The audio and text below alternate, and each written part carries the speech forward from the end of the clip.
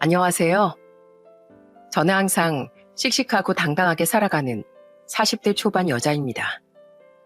여태까지 힘든 일이 많았는데 열심히 살다 보면 언젠가는 빛을 보겠지 하는 마음으로 성실하게 살아가고 있어요. 그런데 비슷한 상황에서도 스스로 노력하지 않고 남한테 의지하려는 사람이 있더라고요. 저희 시모가 바로 그런 사람이었는데 그것 때문에 참 스트레스를 많이 받았답니다. 그래서 저는 그때 있었던 일을 한번 얘기해 보려고 해요. 끝까지 잘 들어주셨으면 좋겠습니다. 제가 어렸을 때 저희 집은 부자는 아니었지만 그래도 부족하지 않게 살았어요. 아빠는 직장인이었고 엄만 김치 공장에 다니셨는데 두 분 다 정말 알뜰하셨어요. 게다가 성격도 다정하시고 온화하셔서 저희 집엔 늘 화목한 분위기가 가득했답니다. 저희 엄만 김치 공장에 다녀서 그런지 몰라도 김치를 엄청 잘 만드셨어요. 그래서 전 어릴 때부터 김치 한 공기에 밥을 뚝딱 해치울 때가 많았습니다. 혜연아, 김치만 먹지 말고 다른 반찬도 골고루 먹어야지. 그래야 몸도 튼튼해지고 키도 쑥쑥 크지. 다른 반찬들보다 김치가 제일 맛있으니까 그렇죠. 엄마가 만든 김치가 얼마나 아삭아삭하고 시원한데요. 그리고 원래 김치가 몸에도 좋은 음식이라고 했어요. 그러니까 저 말리지 마세요. 그렇게 저는 화목한 가정에서 평범한 학창 시절을 보내고 대학까지 졸업할 수 있게 되었습니다. 졸업 후에는 운 좋게 연봉도 괜찮고 좋은 회사에 취직을 하게 되었어요. 그렇게 몇 년을 일하면서 잘 지내고 있었는데 저희 집에 생각지도 못한 불행이 찾아오고 말았습니다. 어느 날 퇴근하고 집에 갔는데 엄만 머리를 싸매고 누워 계시고 아빠는 바닥에 앉아서 통곡하고 계시는 거예요. 제가 무슨 일이냐고 물어보니까 옆에 있던 제 남동생이 이러더라고요. 누나, 우리 큰일 났어. 아빠가 고모한테 사기를 당했대. 무슨 땅에 투자하면 몇 배로 불려준다고 해서 아빠가 대출까지 많이 받아서 투자했는데 고모가 연락도 끊고 잠적해버렸나 봐. 저는 그 말을 듣고 너무 충격을 받아 한동안 머리가 멍했어요. 저희 고모는 아빠랑 평소에 사이가 좋았는데 그런 짓을 할 거라곤 상상도 못했거든요. 그 일 때문에 저희 아빠는 대출까지 받은 돈을 순식간에 잃어버리고 결국 고모는 얼마 후 경찰에 잡혀 교도소에 들어가게 되었습니다. 엄마는 거의 식음을 전폐하실 정도로 몸이 안 좋으셔서 제가 아빠랑 같이 고모를 면회하러 간 적이 있었어요. 아빠는 고모를 보자마자 울면서 따지시더라고요. 너 그 돈이 나한테 어떤 돈인 줄 알아? 내가 애들 엄마랑 같이 여태까지 일하면서 모은 돈에다가 대출까지 받아서 마련한 돈이라고. 그런데 어떻게 가족인 네가 나한테 그런 사기를 쳐? 어떻게 남도 안 할 짓을 가족한테 할 수가 있냐고? 오빠, 정말 내가 미안해. 내가 오빠한테 일부러 그런 게 아니야. 나도 그것들한테 작업당해서 그런 거란 말이야. 내가 설마 오빠를 이렇게 곤란하게 만들려고 그런 짓을 했겠어? 어쨌든 네가 확실하지도 않은 걸로 날 구슬리는 바람에 내가 이렇게 된 거잖아. 내가 투자 안 한다고 했는데도 네가 몇 번이나 좋은 게 놓치는 거라면서 나 설득했던 거 기억 안 나? 그런데도 네 잘못이 하나도 없다고 할 거야? 나도 진짜 몰라서 그랬다니까. 오빠가 그렇게 된 건 정말 미안해. 그런데 정말로 내가 오빠한테 나쁜 마음 먹어서 그런 거 절대 아니야. 제발 내 말 좀 믿어주라. 고모는 본인도 사기를 당한 거라며 억울하다고 하더군요. 하지만 아무리 고모가 억울하다고 해도 저희 집안이 피해를 당한 건 되돌릴 수가 없었어요. 결국 아빠가 그 대출을 갚느라 집도 팔아버리고 저희는 한순간에 단칸방을 전전하게 되었습니다. 엄만 그날 이후로 알아 누워서 일도 못 나가시고 아빠도 맨날 술만 마시며 신세한탄을 하셨어요. 난 우리 가족들 먹여 살리려고 열심히 일한 것밖에 없는데 도대체 왜 나한테 이런 일이 벌어지냔 말이야. 이제 다 필요 없어. 열심히 살아온 대가가 겨우 이거라면 더 이상 살아갈 필요도 없다고. 전 아빠가 그렇게 말하며 우실 때마다 가슴이 찢어지는 것만 같았어요. 게다가 저랑 동생들도 이미 다 컸는데 좁은 단칸방에서 옹기종기 모여 있으니까 더 답답하고 막막하더라고요. 씻는 것도 너무 불편했고 잘 때도 두 다리를 펴고 자기 힘들었습니다. 게다가 수시로 나타나는 벌레들 때문에 놀랄 때가 얼마나 많았는지 몰라요. 결국 저는 이대로는 안 되겠다 싶어서 전세 대출을 받아 가족들이 다 같이 살 수 있는 전셋집으로 이사를 가게 되었어요. 적어도 사람답긴 살아야겠다고 생각했거든요. 그렇게 집 문제는 해결되었지만 또 다른 문제가 절 기다리고 있었습니다. 당시 제 남동생은 대학교 1학년이었고 여동생도 고등학교 3학년이었거든요. 당장 남동생의 다음 학기 등록금을 내야 하고 여동생도 내년이면 대학에 들어가는데 지금 상태론 부모님이 등록금을 마련하실 수가 없었어요. 그래서 저는 그때부터 소녀 가장이 되어 신용 대출을 받아 동생들의 학비를 마련해 주었습니다. 다행히 제가 좋은 직장에 다녀서 대출이 잘 나오더라고요. 제가 대출을 받아서 집도 구하고 동생들 등록금도 내주니까 저희 부모님이 엄청 미안해 하시더라고요. 혜연아, 엄마 아빠가 정말 미안하다. 우리가 바보같이 그런 사기를 당하는 바람에 마진 너한테 이런 부담을 주게 되었구나. 자식한테 뭐라도 더 하나라도 해줘야 되는 마당에 오히려 이렇게 도움을 받고 있다니. 내가 엄마로서 너를 볼 면목이 하나도 없구나. 엄마, 원래 가족이 힘들면 서로서로 돕고 그러는 거예요. 우리 어릴 때 엄마 아빠가 고생해서 우리 키우셨으니까 이제는 내가 좀 고생하면 되는 거죠. 그리고 고모한테 사기당한 게 엄마 아빠 잘못이에요? 고모랑 워낙에 사이도 좋았고 가족이니까 믿은 죄밖에 없잖아요. 그러니까 너무 자책하지 말고 힘 좀 내보세요. 고맙다. 역시 너밖에 없구나. 나랑 네 아빠가 어떻게든 열심히 일해서 다시 일어날 수 있도록 꼭 노력하마. 그 후 저도 열심히 일하며 빚을 갚고 부모님도 두 분 다 기운을 차리고 다시 일을 시작하셨지만 상황이 별로 나아지지 않았어요. 저희 아빠의 대출이 아직 많이 남아있어서 부모님이 그걸 갚느라 허덕이셨거든요. 저희 동생들도 작은 돈이나마 보태겠다고 학교를 다니며 아르바이트를 열심히 했습니다. 가족 모두가 이 위기를 헤쳐나가기 위해 이 악물고 노력했던 것 같아요. 저는 나아지지 않는 상황에 눈앞이 깜깜했지만 그래도 가끔씩 친한 친구를 만나 수다를 떨다 보면 기분이 나아지기도 했어요. 그래서 하루는 퇴근하고 또 친구를 만나서 밥을 먹은 적이 있었습니다. 혜연아, 너 요즘에 살이 좀 많이 빠져 보인다. 너무 무리하지 말고 쉬엄쉬엄 일해야 되는 거 아니야? 이 정도 가지고 뭘. 회사에서 일이 많아서 야근을 시켜주면 그것도 다 돈이 되는 거니까 감사하게 생각해야지. 난 한 살이라도 젊을 때 열심히 일해서 우리 집안 다시 일으킬 거야. 우리 가족들 저렇게 고생하는 거 도저히 못 보겠단 말이야. 그렇게 친구하고 대화를 나누며 밥을 먹고 있었는데 갑자기 어떤 남자가 식당 문을 열고 들어왔어요. 그 남잔 제 친구를 보고 아는 척을 하더라고요. 수진아, 여긴 어쩐 일이야?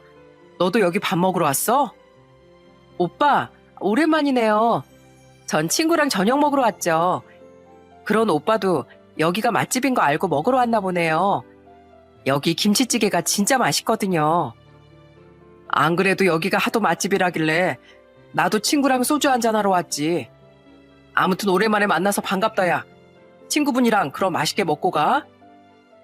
알고 보니 그 남잔 친구의 대학교 선배라고 하더군요. 그래서 그때는 그냥 우연히 아는 사람을 마주쳤다고만 생각할 뿐 별로 신경 쓰지 않았어요. 그런데 일주일쯤 지났을 때 그 친구가 저한테 갑자기 이러는 거예요. 혜연아, 우리 지난주에 김치찌개 먹으러 갔을 때 마주쳤던 내 대학 선배 오빠 기억나지? 그 오빠가 네 첫인상이 너무 좋아 보인다면서 소개 좀 시켜달라고 하는데 한번 만나볼 생각 없어? 뭐라고? 아유, 됐어. 나 지금 연애할 상황 아닌 거 너도 잘 알잖아. 아니, 꼭 연애가 아니더라도 좋은 오빠 동생 사이로 만나보라는 거지. 그 오빠가 성격도 진짜 좋고 학교 다닐 때도 교수님들이 다 예뻐하실 정도로 성실했거든. 그 친구는 그 이후에도 계속 저보고 그 오빠를 만나보라고 하더군요. 하도 얘기를 많이 하길래 그냥 딱 한 번만 만나봐야겠다 싶어서 그 오빠를 만나게 되었어요. 그냥 식당에서 만나 밥 한 끼 하는데 그 오빠가 저한테 적극적으로 다가오더라고요. 저는 부담스러운 마음에 다시 한번 거절을 했습니다. 오빠, 수진이한테도 들으셨겠지만 저는 지금 집안 상황도 어렵고 해서 마음의 여유가 없어요. 오늘도 수진이가 하도 한 번만 만나보라고 해서 식사 한번 하러 온 거고 오빠랑 더 인연을 이어나가긴 힘들 것 같아요. 안 그래도 힘들다는 얘기를 듣고 내가 옆에서 힘이 되어주고 싶어서 그래요. 오늘 이렇게 대화를 나눠보니까 성격도 나랑 잘 맞고 생각도 깊은 것 같은데 이런 여자 절대 놓치고 싶지 않습니다. 그렇다고 너무 부담 줄 수는 없으니까 나랑 딱 한 번만 더 식사해요. 그래도 내가 마음에 들지 않으면 다신 들러붙지 않을게요. 하도 적극적으로 나오길래 저는 딱 한 번만 더 같이 식사를 하기로 했습니다. 그런데 다음번에 만났을 때 세심하게 절 배려해주는 모습이 너무 고맙더라고요. 밥 먹을 때도 하나하나 절 다 챙겨주고 심지어는 밥 먹는 속도도 저랑 맞춰주더라고요. 오빠, 왜 이렇게 천천히 드세요? 혹시 음식이 입에 안 맞으세요? 아니, 그게 아니라 지난번에 보니까 네가 음식을 좀 천천히 먹는 것 같길래 나도 거기에 맞춰주려고 그러는 거지. 나 혼자 밥 다 먹고 기다리고 있으면 네가 괜히 마음이 조급해져서 체할 수도 있잖아. 에이, 저 괜찮으니까 편하게 드세요. 그렇게 깨작깨작 먹어서 맛이나 느낄 수 있겠어요? 하지만 오빤 끝까지 저와 속도를 맞춰주고 제가 얘기하는 것도 다정한 눈길로 집중해서 들어주더라고요. 솔직히 제 상황 때문에 밀어내긴 했었지만 따뜻한 그 모습에 마음이 움직인 것도 사실이었죠. 그래서 그 이후로 계속 연락을 이어나가게 되었어요. 가끔 만나서 차도 한잔하고 좋은 오빠 동생 사이로 지냈죠. 그러다가 하루는 제가 감기 몸살에 심하게 걸려 회사에 연차를 내고 집에서 알아누운 적이 있었어요. 약 먹고 계속 자다가 저녁 늦게서야 정신을 차려보니 오빠한테서 저를 걱정하는 문자가 한가득 와 있더라고요. 놀라서 전화를 해보니까 오빠가 울먹이는 목소리로 이러는 거예요. 혜연아, 너 무슨 일 있었어? 왜 하루 종일 연락이 안 돼? 내가 얼마나 걱정했는 줄 알아? 오빠, 나 감기 몸살에 심하게 걸려서 하루 종일 약 먹고 자고 있었어. 정신없이 자느라 오빠한테서 전화랑 문자가 온 것도 몰랐네. 아휴, 아프면 아프다고 얘기를 했어야지. 난 또 너한테 무슨 일이라도 생긴 줄 알고 얼마나 발을 동동 굴렀는 줄 알아? 너네 집 주소도 모르지. 그렇다고 회사에 찾아가기도 좀 그렇지. 내가 괜히 오지랖 부리는 것 같아서 이러지도 저러지도 못하고 엄청 걱정했단 말이야. 오빠는 당시 저랑 아무 사이도 아니었기 때문에 제가 부담스러워할까봐 아무것도 못하고 혼자 걱정만 하고 있었던 것 같더군요. 저는 그 모습을 보면서 이 사람이 절 진정으로 생각해주고 있구나 하고 느꼈습니다. 그 일을 계기로 저는 오빠와 연인 사이가 되었어요. 처음엔 연애할 생각이 없었지만 저를 이렇게 사랑해주는 남자를 만나니까 저도 마음이 동하게 되더라고요. 그 이후 제 남자친구는 저한테도 잘했지만 저희 가족들한테도 엄청 잘하더라고요. 수시로 저희 집에 선물을 보내고 주말에도 저희 집에 찾아와 부모님한테 식사를 대접하기도 했어요. 오빠, 우리 가족들한테 잘해주는 건 좋은데 오빠가 이럴수록 내가 더 미안해지니까 제발 이러지 좀 마. 오빠가 그러면 우리 집에선 내가 오빠랑 결혼할 줄 알 텐데 나 지금 결혼할 상황 아닌 거 알잖아. 내가 하고 싶어서 하는 거니까 너무 부담 가지지 마. 어머님 아버님도 너무 인자하시고 내 부모님 같아서 그래. 그리고 너희 동생들도 나이 차이가 많이 나니까 더 챙겨주고 싶더라고. 남자친구는 제 동생들도 가끔씩 불러서 밥을 사주고 친하게 지냈어요. 저는 그럴 때마다 미안한 마음이 앞섰습니다. 그렇게 남자친구와 만나던 도중 갑자기 저희 집에 큰일이 생기고 말았어요. 저희 아빠가 어느 날 과로로 쓰러지신 거예요. 알고 보니까 아빠가 저한텐 회사에서 야근한다고 하고선 저녁에 대리운전까지 뛰고 계셨더라고요. 아빠, 회사만 다니는 것도 힘든데 왜 몰래 대리운전까지 하고 그러셨어요? 이제 젊은 나이도 아닌데 그렇게 무리하시다가 큰일 나면 어떡해요. 그래도 나 때문에 우리 집안이 이렇게 됐는데 내가 돈 한 푼이라도 더 벌어야지. 자식인 너한테 그런 부담을 줬는데 아빠인 내가 어떻게 가만히 있을 수 있겠니?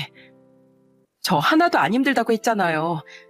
아빠 이러다가 또 쓰러지면 나 진짜 속상해서 못 살 것 같단 말이에요.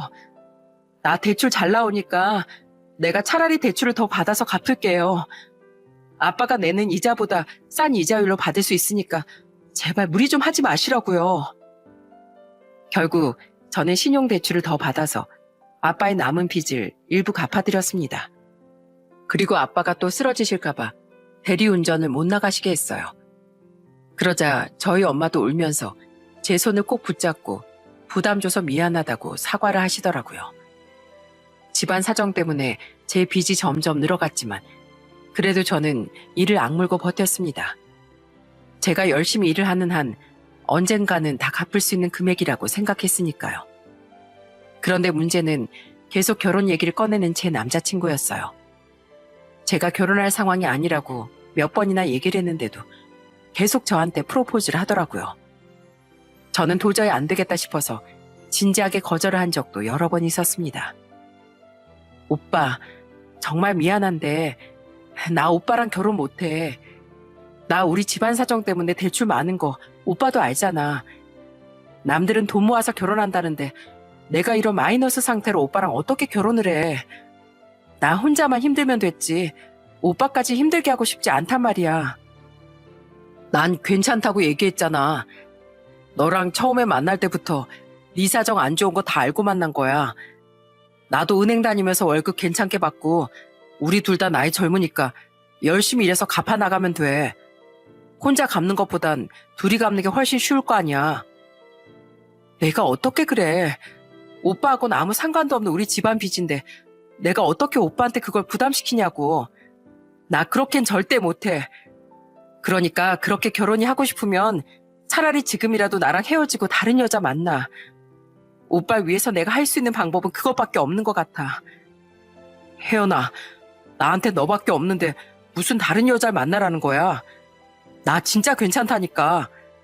그리고 너희 가족들도 이젠 내 가족이나 마찬가지인데 어떻게 이게 나랑 상관없는 일이야.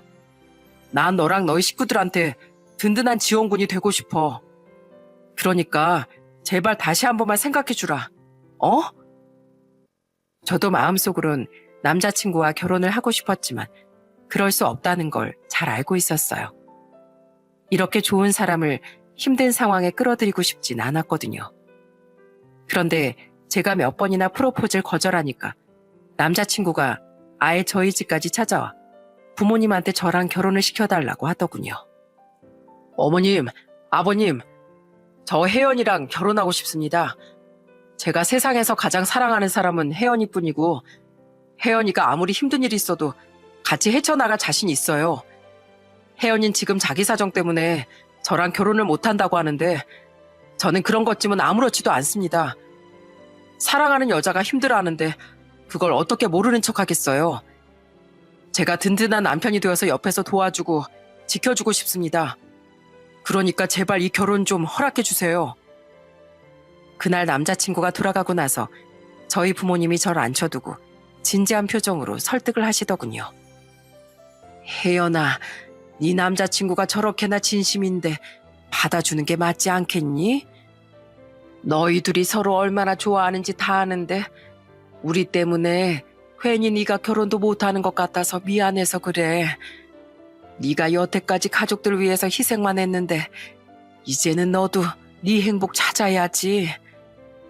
그래, 네 엄마 말이 맞다. 너한테 남은 대출금은 우리가 어떻게든 열심히 일해서 갚아줄 테니까 네 남자친구랑 결혼해라. 너도 지금 마음속으론 그 친구랑 헤어지고 싶지 않잖아. 저렇게 좋은 남자 다시 만나기도 힘들어. 그러니까 잘 좀 생각해 보렴. 저는 결국 많은 고민 끝에 결론을 내리게 되었습니다. 지금 상황을 떠나서 제가 사랑하는 이 남자와 가정을 꾸려야겠다고 생각했어요. 저희 부모님도 제가 결혼해서 행복하게 사는 걸 진심으로 바라시는 것 같았거든요. 그래서 저는 남자친구와 결혼을 약속한 후 예비 시댁에 인사를 드리러 갔습니다.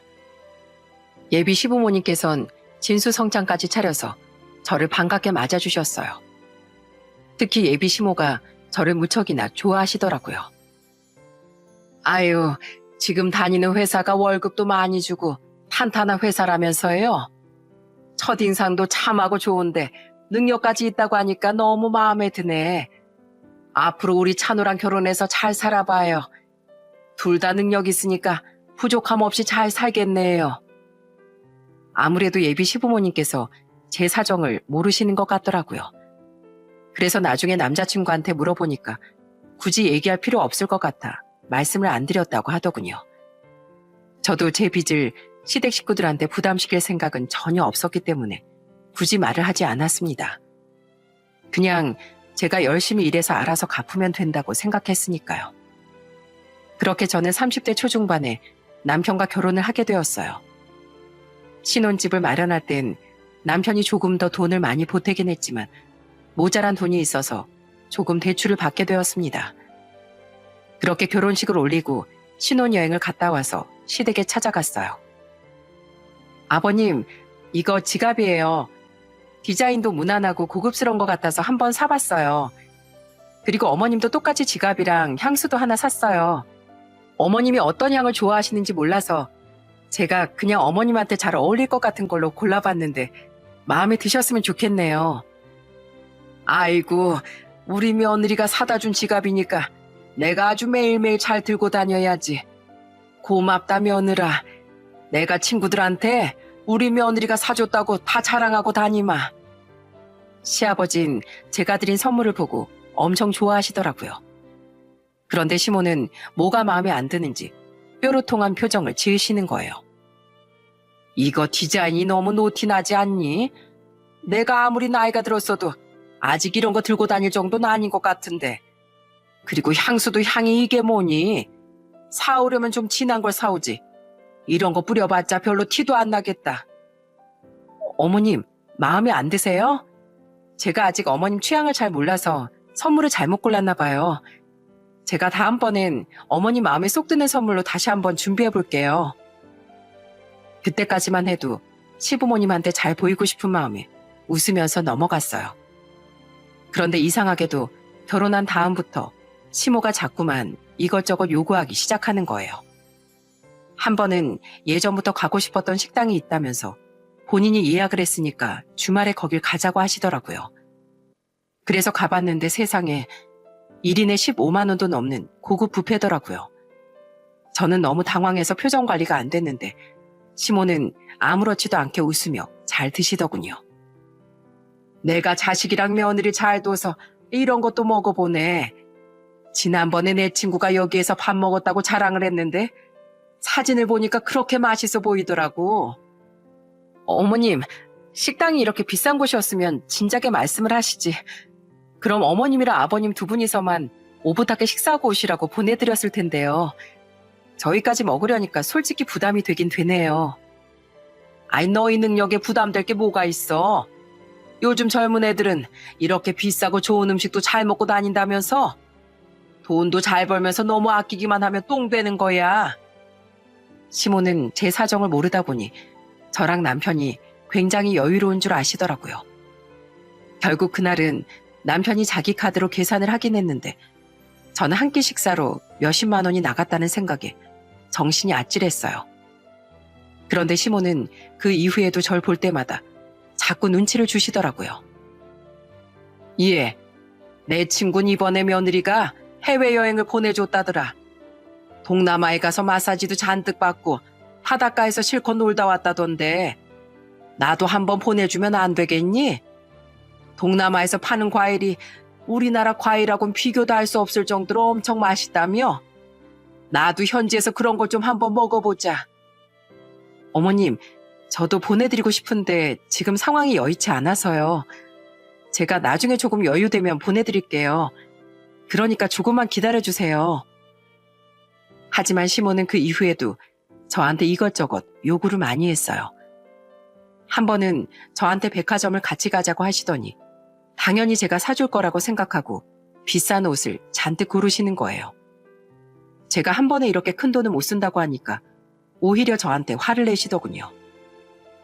내가 그래도 네 CM인데 이 정도도 못 사줘?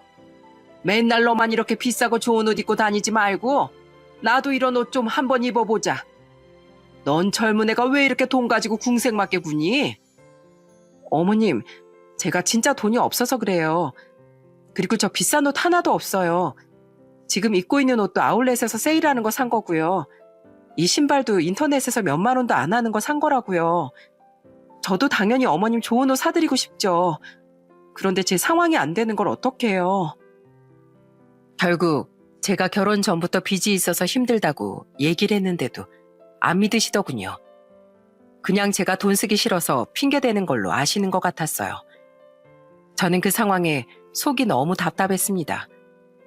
그런데 하루는 시댁에 갔는데 또 시모가 저를 보고 궁시렁거리는 거예요. 요즘엔 나처럼 나이 들어서 한적한 곳에 카페 차려서 운영하는 사람들도 있다고 하던데 난 언제쯤 그런 걸 해보나. 아니, 아들이랑 며느리가 둘 다 좋은 직장 다니는데 이 애미가 고생하는 걸 그냥 보고만 있네. 딱 봐도 저랑 남편한테 카페를 차려달라고 하시는 것 같았어요. 그런데 당장 제 빚도 다 못 갚은 상황에서 제가 어떻게 시모한테 카페를 차려주나요? 제가 안 된다고 하니까 또 그냥 핑계대는 건 줄 알고 저한테 뭐라고 하시더라고요. 넌 왜 맨날 안 된다고만 하는 거야? 너 내가 지하철에서 청소 일하면서 얼마나 고생하는 줄 알아? 개념 없는 사람들이 내가 청소하고 있는 거 뻔히 보고 있으면서 길바닥에 쓰레기를 버리고 가고 길 가는데 방해된다고 나한테 시비 거는 사람들도 있단 말이야. 남들은 자식들 결혼시키고 손주 보면서 편하게 산다는데 난 도대체 언제 그런 거 해보니? 그러자 이번엔 보다 못한 시아버지랑 시누이까지 시모한테 한마디 하더군요. 당신, 우리 며느리한테 도대체 왜 그래? 젊은 애들이 직장 다니면서 열심히 살고 있는데 돈 알뜰하게 모으게 도와주지 못할 망정 뭘 자꾸 해달라고 그러는 거냐고. 그래요, 엄마. 세연이한테 제발 그만 좀 해요. 요즘에 젊은 사람들도 돈 나갈 때가 얼마나 많은 줄 알아요? 세연이도 나중에 애 낳고 키우려면 한 푼이라도 더 벌고 모아야 되는데 왜 자꾸 엄마가 그 돈을 탕진시키려고 해요? 참나, 자식이랑 며느리가 그 정도는 해줄 수도 있는 거지. 능력 있는 며느리 뒀다가 어디다 써? 그러자 이번엔 저희 남편까지 나서서 화를 내기 시작했어요. 어머니, 제발 그만 좀 하세요. 저희 그럴 상황 아니라고 이 사람이 몇 번이나 얘기했다면서요. 자세히 말씀을 못 드리지만 해드리고 싶어도 못 해드려요. 그러니까 제발 그런 말씀 좀 하지 마시라고요. 다른 부모들은 자식들이 돈 한 푼이라도 더 쓸까봐 걱정하신다는데 저희 시모는 능력 있는 아들과 며느리의 덕을 보고 싶어서 안달나신 분 같았어요. 제가 아무리 안 된다고 얘기를 해도 듣질 않으시니까 너무 답답하더라고요. 그런데 제가 결혼한 지 1년 좀 됐을 때 시모가 저한테 전화해서는 뜬금없는 얘기를 하더군요.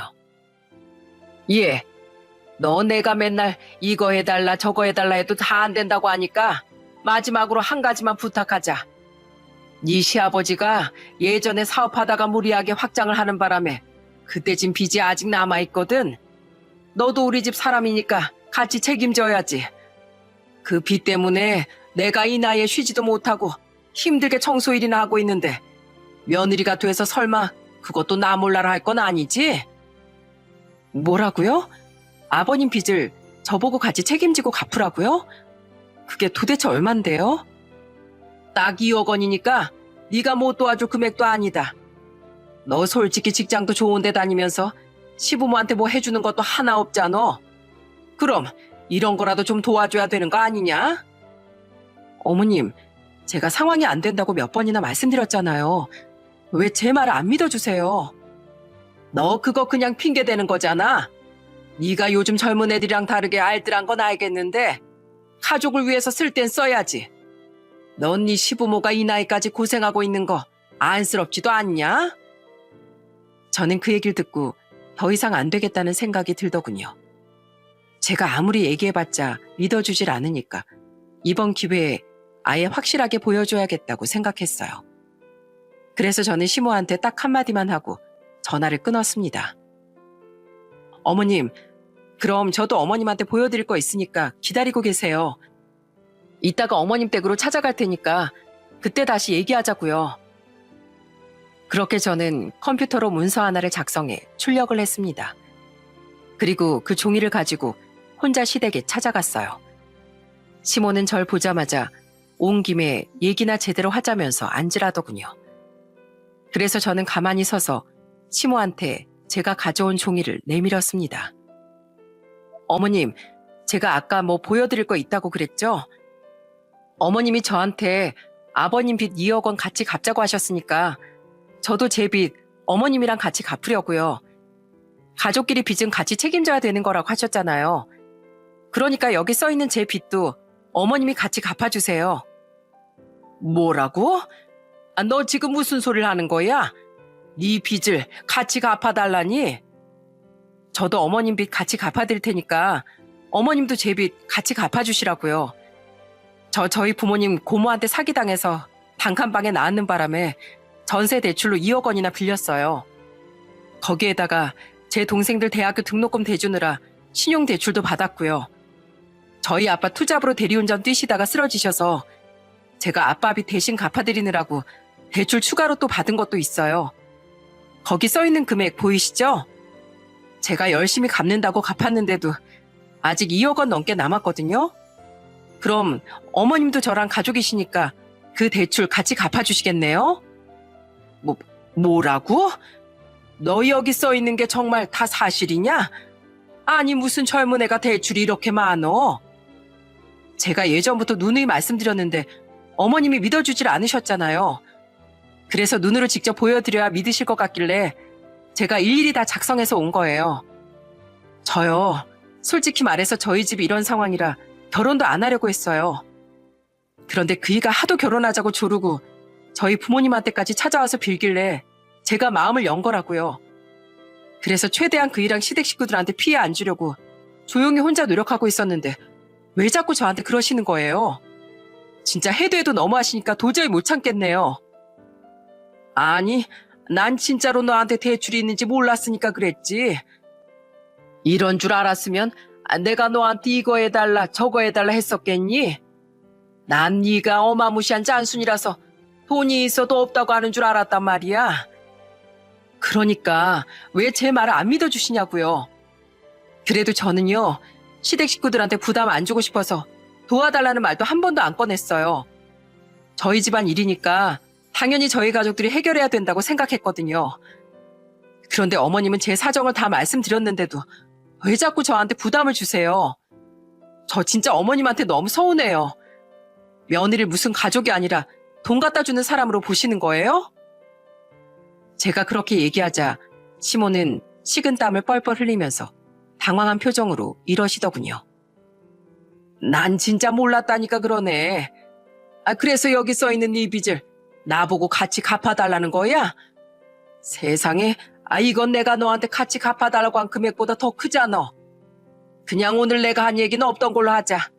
빚은 원래 각자 갚는 거지. 가족이라고 굳이 같이 부담할 필요는 없잖아. 전 애초부터 어머님한테 같이 갚아달라고 할 생각 없었어요. 이런 것도 솔직히 필요 없다고요. 저는 그렇게 말하면서 시모의 손에 들려있던 종이를 다시 낚아채 북북 찢어버렸습니다. 그러자 시모가 깜짝 놀라서 저를 쳐다보더군요. 얘, 너 지금 뭐 하는 거니? 지금 나한테 기분 나쁘다고 시위하는 거야? 시위하는 게 아니라 애초에 가족끼리 이런 문서나 작성하게 된 지금 상황이 너무 속상해서 그래요. 저 여기 써있는 거 어머님한테 청구할 생각 없어요. 그러니까 어머님도 저한테 다시 요구하지 마세요. 아시겠어요? 저는 그렇게 말하고선 시댁을 나와 집으로 돌아와 버렸어요. 그리고 그날 있었던 일을 남편한테 얘기했더니 남편이 미안하다며 저한테 대신 사과를 하더군요. 여보, 내가 정말 미안해. 우리 어머니가 그런 말씀까지 하실 줄은 몰랐어. 내가 진작에 어머니한테 그러지 마시라고 더 확실하게 말렸어야 되는데 이게 다 내 잘못이야. 아니야. 당신은 할 만큼 했는데 무슨 잘못이 있겠어. 이런 나랑 결혼해 준 것만으로도 난 고맙다고 생각해. 어머님도 내가 이번에 확실히 얘기했으니까 이제 안 그러시겠지. 난 어머님이 연세에 비해서 아이 같으셔서 그렇지 나쁜 분이라고 생각하진 않아. 그렇게 폭풍 같은 시간을 보내고 저는 그 일을 잊으려고 애썼습니다. 더 생각해봐야 제 머리만 더 아팠으니까요. 그런데 며칠 후 주말에 시모가 반찬을 바리바리 싸들고서는 저희 집에 연락도 없이 찾아오셨어요. 시모는 며칠 전과는 다르게 완전히 누그러진 표정으로 저한테 이러시더군요. 며느라, 내가 며칠 동안 곰곰이 생각해봤는데 아무래도 내가 너한테 너무했던 것 같더구나. 네가 직장도 번듯한 데 다니고 하고 다니는 것도 깔끔하길래 손에 물 한 번 안 묻히고 살아온 줄 알았어. 그런데 젊은 애가 가족들 위해서 그렇게 고생하면서 살았다고 하니 내가 어른으로서 얼마나 창피했는 줄 모른단다. 내가 지금이라도 사과할 테니 날 좀 용서해주면 안 되겠니? 시모가 그렇게 말하는데 그 표정에서 왠지 모르게 진심이 느껴지더라고요. 그래서 저는 거실에 앉으시라고 하고 진지하게 대화를 나눠봤습니다. 그러자 시모는 저한테 엄청 미안해하시며 이런 말씀을 하시더라고요. 내가 이 나이 먹고 철도 없고 욕심만 많았던 것 같아. 사람이 다 상황이 다를 수밖에 없는 건데 내 주변에 나보다 잘 사는 사람들만 보고 부러워하기만 했지 뭐니. 누군 며느리가 해외여행 보내줬다고 하고 누군 사이가 비싼 차 사줬다고 하니까 나도 당연히 그 정도는 받아야 된다고 생각했어. 너한테도 나름대로 사정이 있을 거라곤 차마 생각을 못했다. 어른이 돼가지고 그 정도 생각도 못하다니 내가 너한테 정말 못할 짓을 많이 했구나. 어머님, 그렇게 제가 말씀드렸을 때 좀 믿어주시지 그러셨어요. 저도 어머님이 지하철에서 청소하시느라 고생 많이 하시는 거 알아요. 어머님은 제 시어머니이자 제 남편이 어머니신데 제가 어떻게 모른 척 하겠어요. 그런데 당장 저도 남은 대출이 많고 상황이 안 좋다 보니까 어쩔 수 없었던 거예요. 어머님이 싫거나 돈 한 푼 쓰기 아까워서 일부러 그런 게 아니라고요. 그래, 네 마음 잘 안다. 나보다 훨씬 젊은 너도 이렇게 생각이 깊고 이해심이 많은데 내가 그동안 너무 속이 좁았구나. 네가 이렇게 생활력이 강하고 가족을 위하는 사람인 줄도 모르고 너무 내 욕심만 부렸어. 그러니까 내가 너한테 빚 대신 갚아달라고 한 건 그냥 잊어버려라. 네 시애비가 진 빚이니까 나랑 네 시애비랑 둘이서 갚는 게 맞지. 어머님, 제가 지금은 상황이 안 좋아서 못 도와드리지만 제 상황이 어느 정도 정리되면 제가 꼭 어머님 도와드릴게요. 저 안 그래도 얼른 빚 다 갚으려고 돈 한 푼이라도 아껴 쓰고 있어요. 그러니까 어머님도 너무 서운하게만 생각하지 마시고 조금만 기다려주세요. 됐다, 됐어. 아이, 나 이제 너한테 돈 얘긴 절대 안 할 거야. 네가 며칠 전에 나한테 빈 목록을 잔뜩 써놓은 서류를 줘서 내가 얼마나 심장이 철렁했는 줄 아니? 너한테 도와달라고 했다가 또 그럴까봐 내가 무서워서 앞으로는 절대 말도 안 꺼내마. 시모는 그렇게 말하고선 몸을 부르르 떨면서 기겁을 하시더군요. 저는 그 모습을 보자 순간 마음이 사르르 풀어지면서 피식 웃고 말았어요. 아휴, 어머님, 누가 보면 제가 어머님을 잡아먹기라도 하는 줄 알겠어요. 제가 그때 그 서류 만들어간 건 진짜 어머님한테 청구하려고 그랬던 게 아니라니까요. 저 진짜 이렇게 오해하실 거예요? 아이고, 내가 또 말실수를 했네. 내가 널 오해하긴 뭘 오해해. 그냥 괜히 나 때문에 네가 또 마음 상할까 봐 그렇지. 아무튼 시애미로서 모범을 보여야 하는 내가 오히려 너한테 많은 걸 배우는구나. 정말 미안하고 고맙다 며느라. 저도 죄송하고 감사해요. 그러니까 우리 앞으로는 싸우지 말고 잘 좀 지내봐요. 저 결혼하기 전부터 어머님이랑 잘 지내고 싶었는데 어머님이 자꾸 저한테 무리한 욕을 하시니까 저도 사실 다가가기 힘들었단 말이에요.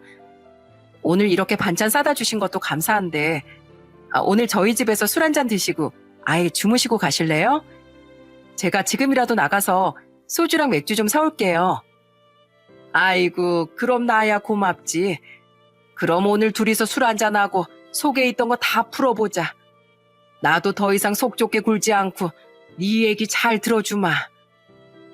그렇게 그날 저는 시모와 함께 밤 늦게까지 술도 마시고 도란도란 많은 얘기를 나누었답니다. 외출했다가 돌아온 남편도 그 모습을 보고 너무 좋아하더라고요. 역시 예상했던 대로 저희 시모가 그렇게 나쁜 사람은 아니었던 것 같아요. 그냥 능력 있는 자식이랑 며느리 둬서 남들처럼 자랑하고 싶으셨나 봐요. 그 이후 저는 시어머니와 있었던 1년여간의 갈등을 끝내고 기적처럼 사이가 좋아졌답니다. 시댁에 가면 시어머니가 저 고생한다면서 설거지도 못하게 하시고 제가 밥 먹고 커피 한잔 하러 나가자고 했더니 이러시더라고요. 커피는 집에서 타먹는 믹스커피가 최고지.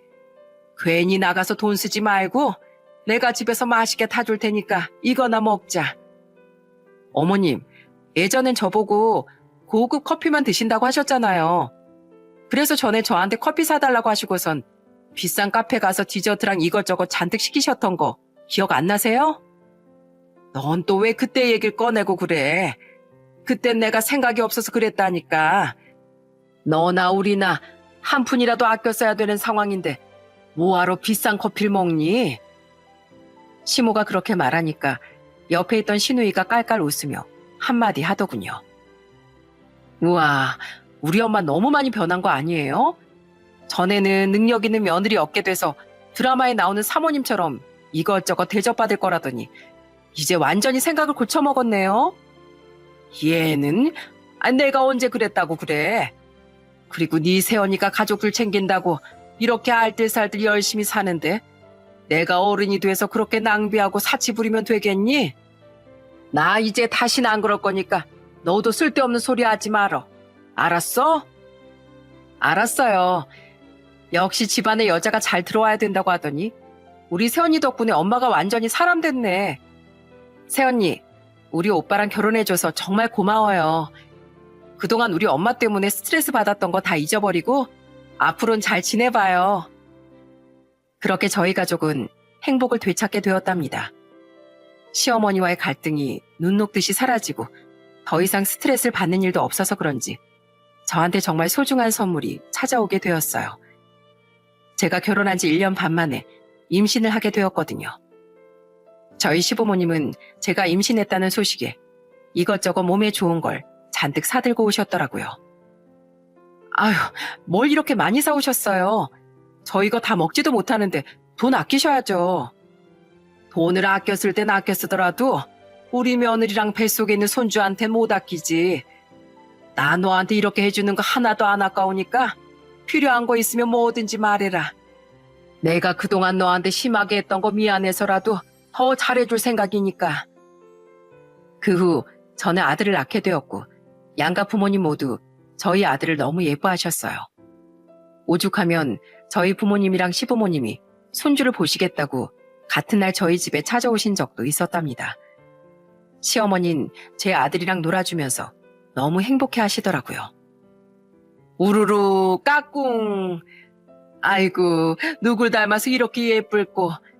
우리 아들도 아들이지만 아무래도 우리 착한 며느리 많이 닮아서 너무 예쁜 것 같네. 안 그렇습니까, 사부인? 아이고, 우리 딸보단 마음이 넓고 듬직한 우리 사위를 닮아서 그런 거죠. 저희 집안 형편 때문에 저희 딸 결혼도 못 시킬까봐 걱정이 많았었는데 우리 사위 덕분에 이렇게 손주까지 볼 수 있게 돼서 얼마나 고마운지 모릅니다. 고맙긴요. 저야말로 이렇게 알뜰하고 생활력 강한 며느리를 얻게 해주셔서 얼마나 감사한데요. 그나저나 사부인께선 딸을 이렇게 똑소리 나게 잘 키우셔서 정말 좋으시겠습니다. 세상에 가족들이 힘들다고 젊은 나이에 이렇게까지 하는 애가 어디 있어요. 아무리 제 며느리라지만 아마 이 세상에서 이렇게 착하고 책임감 많은 아이도 없을 겁니다. 전에는 그렇게 다른 집 며느리랑 비교하면서 저한테 이것저것 요구하시던 시어머니가 이젠 매일 제 칭찬을 입이 닳도록 하시더라고요. 저희 집안의 어려운 사정을 결혼 후에 알게 되셨는데도 그걸 넓은 마음으로 이해해 주신 시어머니한테 참 감사하다는 생각이 들었습니다. 잠시 동안 시어머니와 갈등이 있었지만 그 이후엔 계속 행복하게 지낼 수 있었어요. 그렇게 시간이 흘러 어느덧 저희 아들이 유치원에 들어가게 되었습니다. 그런데 역시나 아무리 힘든 상황도 다 같이 노력하다 보면 이겨낼 수 있는 거더라고요. 이제는 직장 생활을 하고 있는 동생들도 열심히 돈을 벌고 저도 열심히 갚다 보니 빚이 점점 해결되고 있어요. 저희 부모님께서도 아직까지 일하고 계시는데 얼마 전엔 아빠가 드디어 대출을 다 갚으셔서 가족끼리 파티를 한 적도 있었습니다. 케이크에 배달 음식까지 잔뜩 시켜서 축하 파티를 벌이는데 아빠가 눈물까지 글썽이며 저한테 이러시더라고요. 혜연아, 우리가 이렇게 일어설 수 있었던 건 다 네 덕분이다. 이제 아빠 빚은 다 해결됐으니까 네 앞으로 있는 대출도 내가 같이 갚아주마. 그러니까 이제 너도 마음의 부담감 좀 덜고 편하게 살아라. 그러자 이번엔 제 동생들이 저한테 봉투 하나를 주면서 이러더라고요. 누나, 이거 우리가 그동안 월급 모은 거야. 그동안 누나가 우리 대학도 보내주고 혼자서 엄청 고생 많이 했잖아. 이제 누나가 했던 역할 우리가 할 테니까 이걸로 누나 빚 갚는데 좀 보탰어. 제가 너무 놀라서 눈만 멀뚱멀뚱 뜨고 있으니까 이번엔 제 남편이 제 손을 꼭 잡고선 한마디 덧붙이더라고요. 여보, 그동안 많이 힘들었지? 나도 열심히 일해서 최대한 도와줄 테니까 너무 걱정하지 마. 당신한테 내가 있으니까 뭐든지 혼자 짊어지려고 하지 말고 나한테 의지하란 말이야. 역시 누가 뭐래도 우리 가족이 제일 최고예요. 다들 정말 사랑하고 고마워요. 그날 저희 가족은 서로 부둥켜 안고 기쁨의 눈물을 한참이나 흘렸답니다. 생각지도 못했던 불행 때문에 가족 모두가 힘든 시간을 오랫동안 보냈었는데 이제는 밝은 빛이 보이는 것 같아 너무 기분이 좋아요. 물론 제가 당시 결혼할 상황이 아니었다는 건 잘 알고 있습니다. 하지만 정말 고마운 남편 덕분에 가정을 꾸릴 수 있었고 욕심은 좀 많았어도 심성은 좋았던 시어머니 덕분에 이렇게 행복한 삶을 살 수 있게 되었네요. 물론 곁에서 같이 노력해주고 응원해주는 저희 친정 식구들이랑 시댁 식구들도 마찬가지고요. 여러분, 옛말에 고생 끝에 낙이 온다는 말이 있죠? 아무래도 그 말은 맞는 말인 것 같아요. 힘든 상황에서도 좌절하지 않고 가족끼리 힘을 합쳐 이겨내다 보면 저희 가족처럼 똘똘 뭉쳐 더 행복해질 수 있답니다. 여러분들께서도 힘든 일이 닥쳤을 때 꼭 사랑하는 가족들과 잘 이겨내셨으면 좋겠어요. 그럼 전 이만 제 얘기를 마치도록 하겠습니다. 오늘 하루도 행복한 시간 보내시길 바랄게요.